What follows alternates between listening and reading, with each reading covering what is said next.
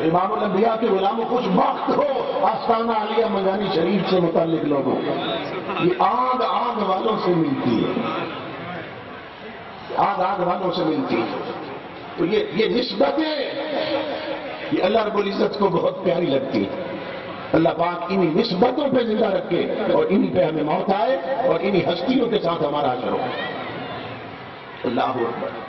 میں یہ عرض کر رہا تھا کہ امام الانبیاء نے فرمایا مؤذن جب اذان دیتا ہے اس کی آواز جہاں تک جاتی ہے ہر خشک و ترش ہے قیامت کے دن اس کے حق میں گواہ بن جائے گا۔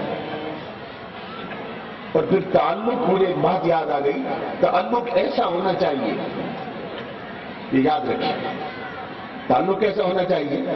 حضرت بابا فرید تھے نا، تو یہ راول پنڈی سے آگے ہری پور ہزارہ کی طرف جائیں تو کوٹ نجیب اللہ آتا ہے، وہاں کا ایک غریب مرید ہر سال ان کے لیے کوٹ نجیب اللہ کی لنگی لے جایا کرتا تھا تحفے کے طور پر۔ یہ تعلق بڑے عجیب ہوتا ہے، تھوڑا تھوڑا پیسہ جوڑتا، وہاں کی لنگیاں مشہور تھیں اس دور میں، تو لنگی لے جاتا۔ ایک سال ایسا ہوا کہ غریبی نے ایسا پنجہ لگایا کہ نہ لنگی بھی نہیں جڑ سکی۔ اب وہ سر جھکا کے سوچنے لگا کہ ہر سال لنگی دے جاتا ہوں، اس سال ہاتھ خالی ہو گئے تو کتنی شرمندگی ہوگی، کیسے جاؤں پیر کے سامنے؟ تو وہ نہیں گیا شرم کی وجہ سے۔ اب خالی ہاتھ کیسے چلے جاؤں؟ نہیں گیا۔ پھر اس نے کیا کیا؟ پھر پیسے جوڑنے لگا، چلو اگلے سال لنگی بھی لے جائیں گے اور حاضری بھی دے لیں۔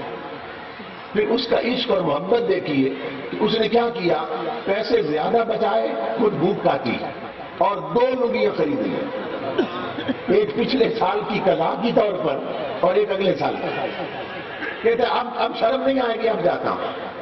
گیا نا لنگیاں لے کر بہت کچھ 2 سال کے بعد جا رہا تھا اپنے شیخ کی زیارت کے لیے، جا کے لنگیاں بھی پیش کی، ملا بھی، آپ نے سینے لگا دی۔ آپ نے اس کی طرف دیکھا اور اپنے خادم کو فرمایا اندر سے نا ذرا ماچس لاؤ، ماچس لاؤ اندر سے۔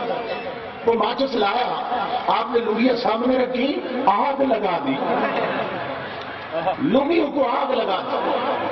وہ رو پڑا، کہنے لگا حضور لنگیاں پسند نہیں آئی، کیا وجہ، آگ کیوں لگا دی ہے؟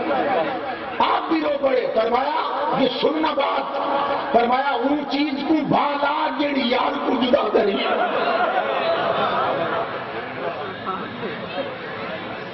ان چیز کو بھالا جیڑی یار کو جدا کری۔ ان لنگیوں کی وجہ سے میرا یار مجھے ملنے نہیں آیا، 1 سال قضا ہو گئی یار۔ ان چیز کو بھالا جیڑی یار کو جدا کری۔ اور امام الانبیاء سے تعلق جوڑنے والوں، اس معاشرے نے ہمیں رب اور رسول سے جدا کر دیا۔ خانقاہیں اجڑی پڑی ہیں، وہ لوگ جو یہاں رب کی طلب لے کے آتے تھے اب اولاد کی طلب کے لیے آ رہے ہیں، اب پروموشن کی طلب کے لیے آ رہے ہیں، اب وہ اپنے کاروبار کی ترقی کی طلب کے لیے آ رہے ہیں، اور یہ ساری چیزیں انہوں نے یار جدا کر رکھا۔ ان چیز کو بھالا جیڑی یار کو جدا کری۔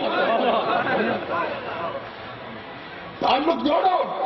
یہ جو دنیا مانگنے آتے ہو، میں ایک فقیر کے پاس بیٹھا تھا، لمبی قطار لگی تھی، 2 گھنٹے بعد قطار ختم ہوئی تو وہ رو پڑے، فرمانے لگے بیٹا یہ جو قطار دیکھی تم نے، اس میں آفیسر بھی تھے، تاجر بھی تھے اور بڑے بڑے لینڈ لارڈ اور چودھری لوگ تھے۔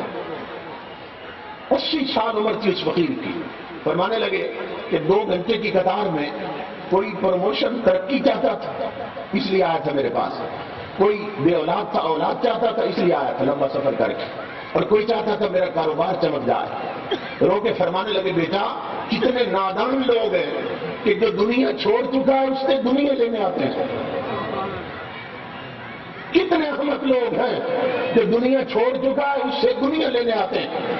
رو کے فرمانے لگے 80 سال ہو گئے میں نے رات کو بھی دروازہ کبھی بند نہیں کیا، میری آنکھیں اس طلب اور انتظار میں رہی کہ کوئی تو بندہ آ جائے، آ کے اولاد نہ مانگے، آ کے دولت نہ مانگے، آ کے شہرت نہ مانگے، کوئی دیوانہ آئے اور آ کے کہے پیر صاحب خدا اٹھ گیا ہے، منانے کا طریقہ سمجھا۔